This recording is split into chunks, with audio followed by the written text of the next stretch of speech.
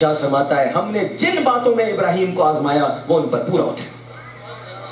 یہ ناز، یہ پیار، یہ انداز پروردگار کا کسی اور نبی کے لیے نہیں۔ جن باتوں میں آزمایا، اتنا پیارا ہے میرا خلیل، جن باتوں میں آزمایا پورا ہوتا ہے۔ ایسا سر تسلیم خم کرنے والا، ایسا اپنی گردن جھکانے والا، ایسا میری بات ماننے والا، تو پھر میں اپنا حبیب اس کی نسل میں کیوں نہ بھیجوں؟ پھر اسی کی نسل سے کیوں نہ آئے؟ اور اسی کی نسل کو انبیاء کا تاج کیوں نہ بنا دوں کہ اسحاق بھی ہے تو یہاں سے ہے، اسماعیل بھی ہے تو یہاں سے ہے۔ اب ان میں تفریق کرنے والے تفریق کرتے رہیں، ہم تو درود ابراہیمی پڑھنے والے ہیں۔ ہم تو کہتے ہیں اللہم صلی علی محمد وعلی آل محمد کما صلیت علی ابراہیم وعلی آل ابراہیم انک حمید مجید، اللہم بارک علی محمد وعلی آل محمد کما بارکت علی ابراہیم وعلی آل ابراہیم انک حمید مجید۔ ہم تو وہ ہیں کہ ہمارے ہاں محمد اسحاق بھی ہوتے ہیں۔ ہم تو وہ ہیں کہ ہمارے یہاں محمد سلیمان بھی ہوتے ہیں۔ ہم تو وہ ہیں کہ ہمارے یہاں داؤد احمد بھی ہوتے ہیں۔ ہم تو وہ ہیں کہ ہمارے یہاں یوسف بھی ہوتے ہیں، بنیامین بھی ہوتے ہیں۔ لیکن جو ہمیں نہیں مانتے، کیا ان کے یہاں محمد ہوتے ہیں؟ آپ ہم سے کہتے ہیں انٹرفیتھ ڈائلاگ کرو، انٹرفیتھ ہارمنی کرو۔ ہم تو سارے نبیوں کے نام، اپنے بچوں کے نام ان نبیوں کے ناموں پہ رکھتے ہیں۔ کیا آپ کے گھر میں کسی کا نام محمد رکھا جاتا ہے؟ کیا آپ کے گھر میں رکھا جاتا ہے؟ پہلے آپ بھی اپنے گھر میں محمد نام رکھنا شروع کریں اور یہ خاکے واقع بنانا چھوڑیں۔ خاکے واقع بنانا چھوڑ دیں۔ یہ میں پیغام وحدت دیتا ہوں، پیغام انسانیت دیتا ہوں، پیغام محبت دیتا ہوں۔ خاکے اس کے بنائے جاتے ہیں جو خاکی ہوتا ہے۔ خاکے اس کے بنائے جاتے ہیں جو خاکی ہوتا ہے۔ ہمارا نبی تو نوری ہے، اس کے خاکے کیسے بن سکتے ہیں؟ آپ کسی اور کی خاکے بناتے ہوں گے، ہمارے نبی کے خاکے نہیں بنا سکتے، بن ہی نہیں سکتے، بن ہی نہیں سکتے، بنا ہی نہیں سکتے۔ اور یہ بھی یاد رکھیے، ایک روایت بیان کر دوں کہ نبی کریم صلی اللہ علیہ وآلہ وسلم تشریف فرما تھے۔ ابو جہل آیا اور آ کر کہنے لگا اے محمد صلی اللہ علیہ وآلہ وسلم، میں جملے نہیں بیان کر سکتا، آپ کی شان اقدس میں گستاخیاں کرنے لگا۔ چلیں یہاں بات ختم کرتے ہیں۔ بہت گستاخیاں کی۔ نبی کریم صلی اللہ علیہ وآلہ وسلم خاموش رہے۔ حضرت ابو بکر صدیق رضی اللہ تعالی عنہ یہ سب کچھ دیکھ رہے تھے، آپ کے پاس ہی تھے، اٹھے اور آپ کی تعریف و توصیف بیان کرنے لگے۔ نبی کریم صلی اللہ علیہ وآلہ وسلم نے ارشاد فرمایا ابو جہل نے بھی ٹھیک کہا، تو نے بھی ٹھیک کہا۔ حضرت ابو بکر پریشان ہو گئے۔ بھئی عاشق صادق ہیں، پریشان تو ہوں گے۔ کہنے لگے سرکار میں نے ٹھیک کہا، آپ نے فرما دیا ٹھیک ہے، لیکن ابو جہل نے ٹھیک کہا، یہ مجھے فرمائیے کہ کیوں ٹھیک کہا؟ اچھا یہ نہیں کہا کہ آپ غلط کہہ رہے ہیں کہ اس نے ٹھیک کہا۔ بھئی عشق تو یہ کہلواتا نا مفتی صاحب کہ سرکار وہ آپ کی برائی کر رہے ہیں اور آپ کہہ رہے ہیں اس نے ٹھیک کہا، آپ صحیح نہیں کہہ رہے۔ نہیں نہیں نہیں، آپ فرمائیے اس نے کیوں ٹھیک کہا، کیونکہ آپ جو کہتے ہیں وہ ٹھیک ہی کہتے ہیں، لیکن آپ یہ فرمائیے کہ اس نے کیوں ٹھیک کہا۔ تو سرکار دو عالم صلی اللہ علیہ وآلہ وسلم نے ارشاد فرمایا اے ابو بکر تیرا نبی آئینہ ہے، تیرا نبی آئینہ ہے، اس میں جس کو اپنی شکل نظر آتی ہے وہ ویسے ہی ذکر کرتا ہے۔ سبحان اللہ سبحان اللہ۔ ابو جہل نے مجھے دیکھا تو اسے اپنی شکل نظر آئی، لہٰذا وہ برائی کر کے چلا گیا۔ تو نے مجھے دیکھا تو تجھے اپنی شکل نظر آئی، لہٰذا تو تعریف و توصیف بیان کرتا ہے۔ تو کہنے کی بات یہ ہے کہ یہ سب کچھ جو عبادات ہیں یہ آج سے نہیں ہو رہی ہیں، ہمارے مفتی صاحب تشریف فرما ہے، بنی اسرائیل کے 500 برس عبادات کیا کرتے تھے، 500 برس، اور ان کی 500 سال کی عبادت ایک طرف اور آپ کی 5 راتوں کی عبادت ایک طرف، تب کہیں جا کر وہ بھی شب قدر پاتے تھے، لیکن آپ کو اللہ تعالیٰ نے اپنے حبیب کے ذریعے سے انہی 5 راتوں میں شب قدر عطا فرما دی ہے، تلاش کر لو۔ تو میں اس کے بعد انشاءاللہ تعالیٰ ہمارے ریحان راٹھور صاحب نعت خوانوں کو بھی بلائیں گے۔ میرا بھی جی چاہ رہا تھا کہ آج میں کچھ نعتیں پیش کروں، لیکن یہ ہے کہ ایک وقفہ لیتے ہیں، نعتیں بھی پڑھوں گا۔ آج میرا اصل میں باتیں کرنے کا بہت جی چاہ رہا ہے، میں چاہتا ہوں کہ آج سارا ذکر میں کچھ خانہ کعبہ کا کرتا ہوں۔ میرا جی چاہتا ہے مفتی صاحب کہ میں آج جبل ابو قبیس کے بارے میں کچھ باتیں کروں۔ یہ وہ پہاڑ ہے جبل ابو قبیس، جہاں نبی کریم صلی اللہ علیہ وسلم تشریف لے جاتے تھے، اور اس پہاڑی پر بڑے تاریخی واقعات ہوئے، بہت تاریخی واقعات ہوئے۔ یہ لرزہ بھی ہے، یہ ہلا بھی ہے۔ اس جبل ابو قبیس میں نبی کریم صلی اللہ علیہ وسلم کے سینہ اطہر کو چاک بھی کیا گیا ہے۔ اس جبل ابو قبیس نے رسول اللہ سے باتیں بھی کی ہیں۔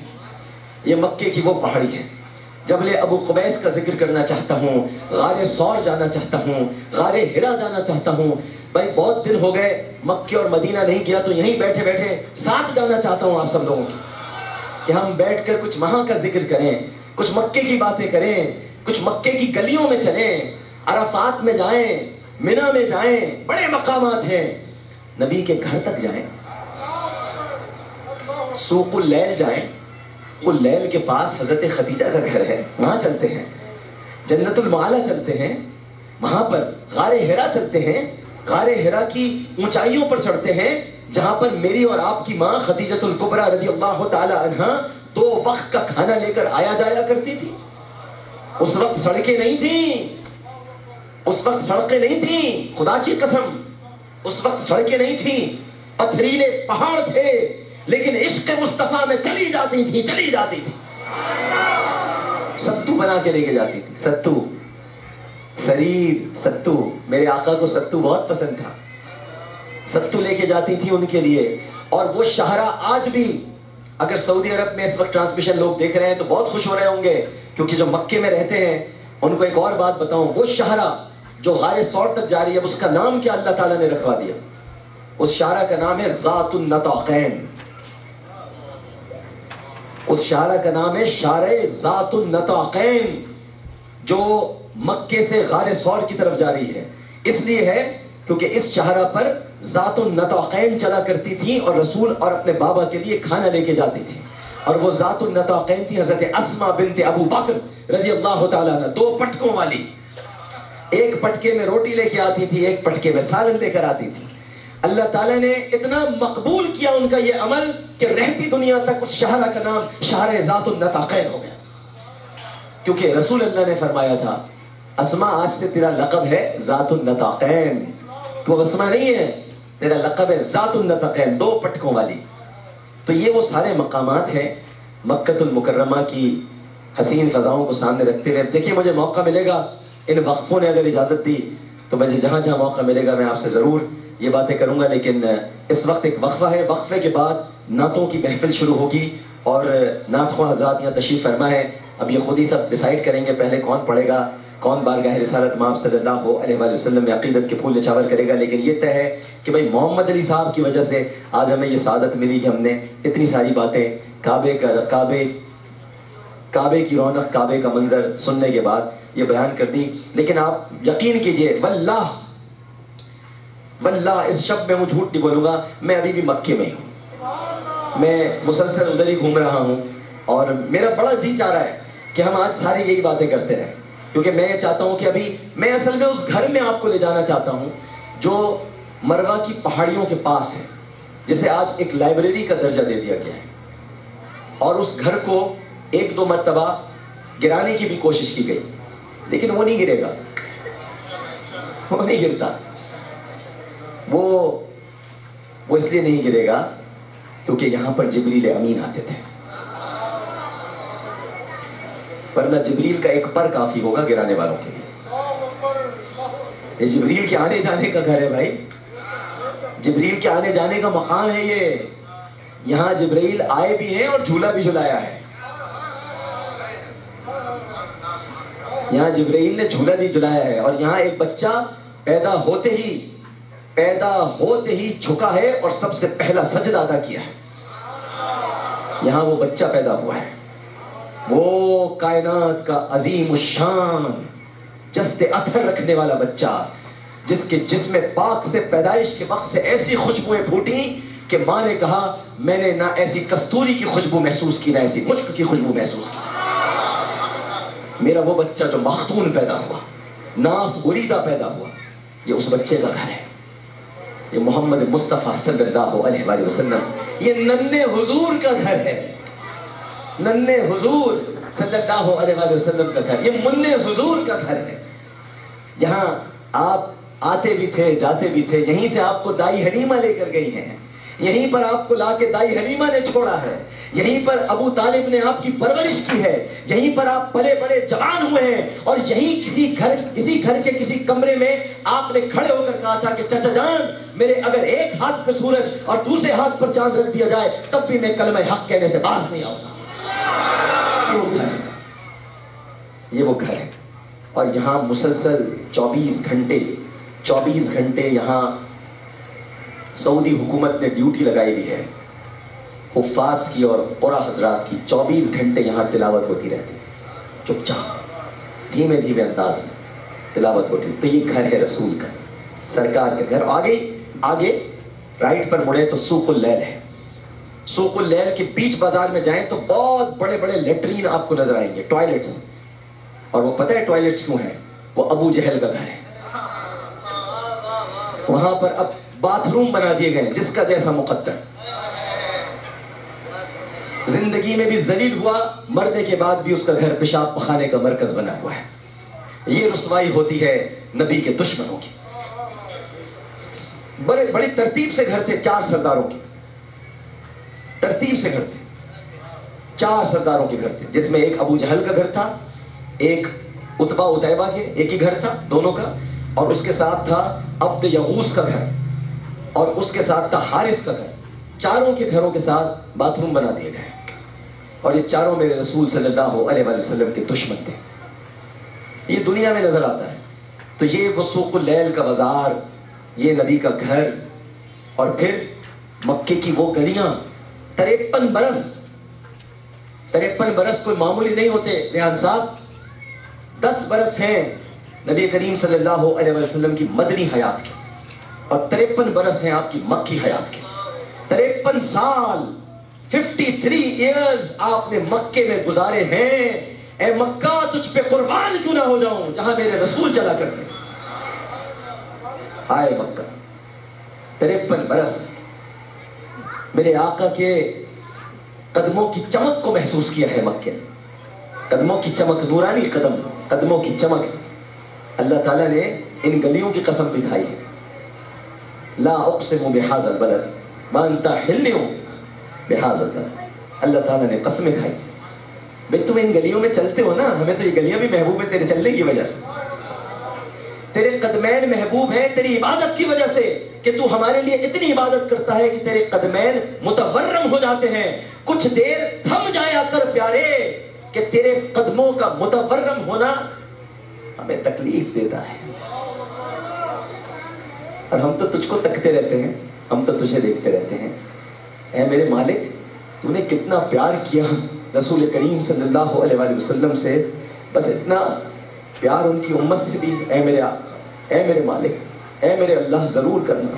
اے اللہ ہم سب کو بخش دینا پروردگار. تجھے اس پیار کا واسطہ جو تجھے اپنے پیارے سے کیا، اے اللہ اس پیار کے صدقے ہم سب کو بخش دے پروردگار. ہم تیرے اسی پیارے کے امتی ہیں. اے اللہ ہم بہت گناہگار ہیں، بہت خطاکار ہیں، لیکن مالک تو ہمیں بخش دے، اس ذکر کے صدقے بخش دے. تو نے جس سے بہت پیار کیا ہے، بہت پیار کیا ہے پروردگار. پورا قرآن تیری محبت سے عبارت ہے مالک. پورا قرآن تو نے اپنے حبیب سے بہت پیار کیا ہے. بس ہم کو معاف فرمانا ہماری خطاؤں پر. اے اللہ بہت گناہگار ہے، درگزر فرما دینا مالک. یہ جہنم سے نجات کا عشرہ ہے. اپنے حبیب کے اے اللہ ان امتیوں کو جو تیرے بندے ہیں، تیرے غلام ہیں، اے اللہ ہماری ہر خطا کو معاف فرما دے۔ ایک وقفہ لیتے ہیں، وقفے کے بعد حاضر ہوتے ہیں۔ السلام علیکم ورحمۃ اللہ۔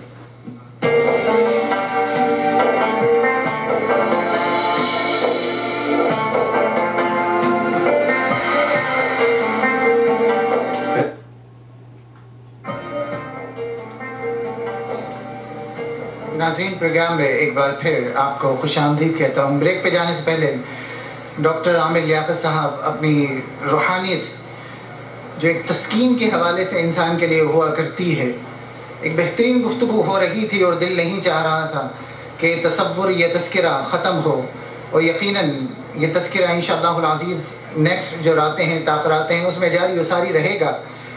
مکہ المکرمہ کی وادیوں کے، مدینہ منورہ کے تذکرے ہو رہے تھے، اور وہ مکان جہاں پر سرکار دو عالم صلی اللہ علیہ وسلم کی ولادت ہوئی تھی، اور وہ معجزات جو اس وقت پیدائش مصطفیٰ کے وقت نظر آ رہے تھے، کہ جب شام کے محلات کو دیکھ لیا گیا تھا، کہ جب وہ گھر کہ جہاں پر تمام انبیاء کرام رسول اعظام حضرت آمنہ رضی اللہ تعالی عنہ فرماتی ہیں کہ سرکار دو عالم صلی اللہ علیہ وسلم کی پیدائش کے وقت کہ جب سرکار بطن آمنہ میں تھے، اور اس وقت جو حضرات انبیاء کرام رسول اعظام کی جو خوشخبریاں دی جا رہی تھی، ان کی تذکرہ کیا جا رہا تھا، اور دل نہیں چاہ رہا تھا کہ ڈاکٹر صاحب یہ ختم کریں، لیکن کیونکہ عالم آن لائن کا بھی وقت ہونا ہے، تو میں جناب طاہر قادری صاحب سے ملتمس ہوں کہ آئیں اور بارگاہ رسالت مآب صلی اللہ علیہ وسلم میں ہدیہ نعت پیش کرنے کی سعادت حاصل کریں۔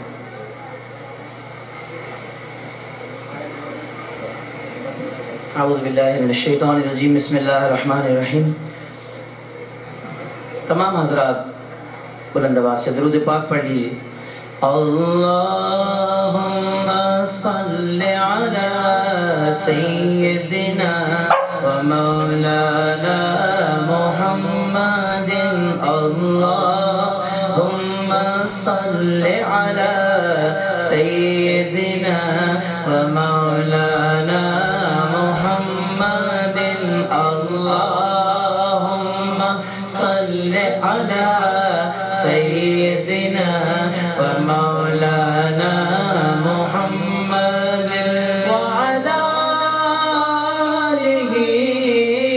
وصحبہ وبارک وسلم، اللہم صلی علی سیدنا و مولانا محمد، اللہم صلی علی سیدنا و مولانا محمد، اللہم صلی وسلم وبارک علیہ۔ میں سمجھتا ہوں یہ جو محفل کی کیفیت بن رہی ہے نا، یہ خاص ہم پر اللہ اور اس کے رسول کا کرم ہے، ورنہ ایک کلام پڑھا جاتا ہے اور ہمارے پیارے ڈاکٹر عامر لیاقت حسین صاحب اس پہ گفتگو کرنا شروع کرتے ہیں تو ایسا فیل ہوتا ہے جیسے بہت تیاری کر کے آئے ہیں، لیکن میں جانتا ہوں نا کہ یہ سب فی البدی باتیں کرتے ہیں، اور وہ باتیں کہ ایک ایک لفظ اتر جاتا ہے۔ دعا ہے اللہ تبارک و تعالیٰ آپ کو صحت والی لمبی زندگی عطا فرمائے۔ بس یہ مصرع میں آپ کی نظر کر رہا ہوں، پہلا ہی مصرع کہ دنیا کے کسی شعبے میں ناکام نہیں ہوں، دنیا کے کسی شعبے میں ناکام نہیں ہوں۔ اگلی لائن پڑھوں گا تو آپ سارے بھی مل جائیں گے میرے ساتھ۔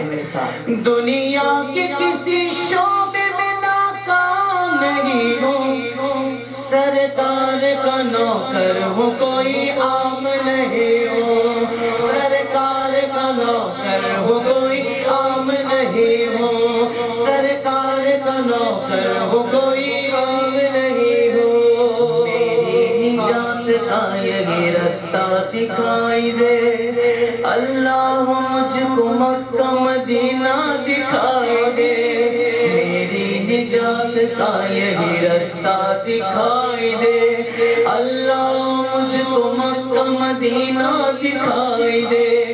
روضہ مصطفیٰ جہاں پر مومنوں، روضہ مصطفیٰ جہاں پر مومنوں،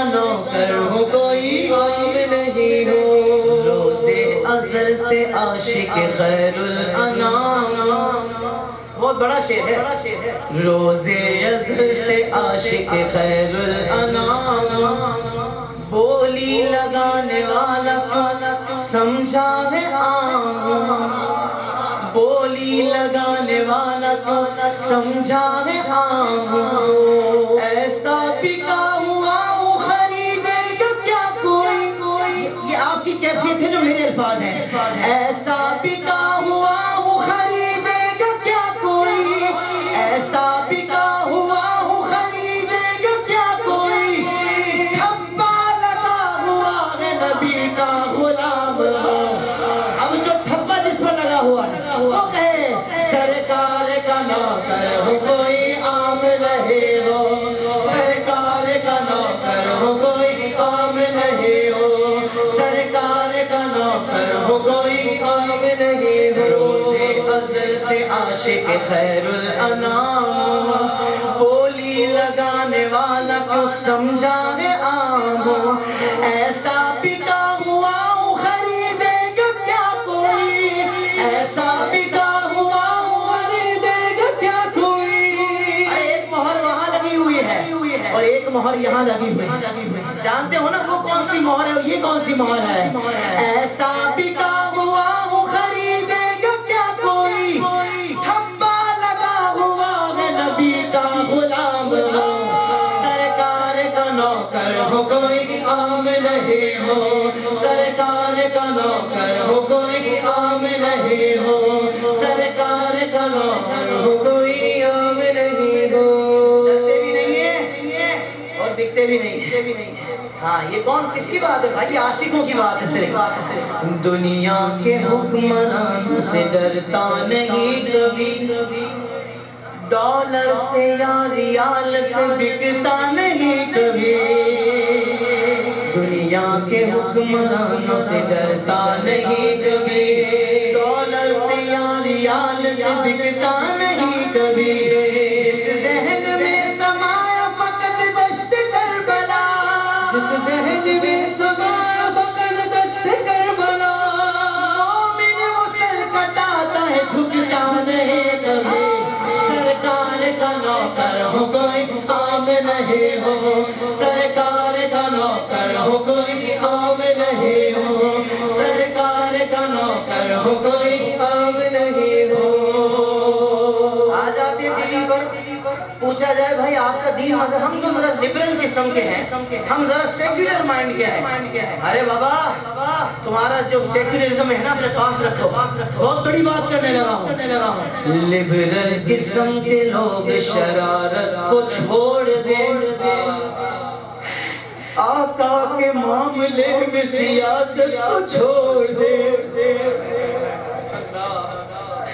لبرل قسم کے لوگ شرارت کو چھوڑ دے آقا کے معاملے میں سیاست کو چھوڑ دے سنوائی ہو رہی ہو نہ جب پارلیمنٹ میں سنوائی ہو رہی ہو نہ جب پارلیمنٹ میں آپ نے بڑھاتا ہے آج تاریخ دیکھنے پاکستان کوئی ایسا نہیں کر سکا جو آپ نے کر دیا کہ سنوائی ہو رہی ہو نہ جب پارلیمنٹ میں ناموس رسالت پہ رسالت کو چھوڑ دے سرکار کا نوکر ہو کوئی عام نہیں ہو سرکار کا نوکر ہو کوئی عام نہیں ہو سرکار کا نوکر ہو کوئی عام نہیں ہو سرکار کا نوکر ہو کوئی عام نہیں ہو تمہاری سوچ ہے کہ مسجدوں کے ہارنوں میں سے درود و سلام کی آوازیں بند ہو جائیں گی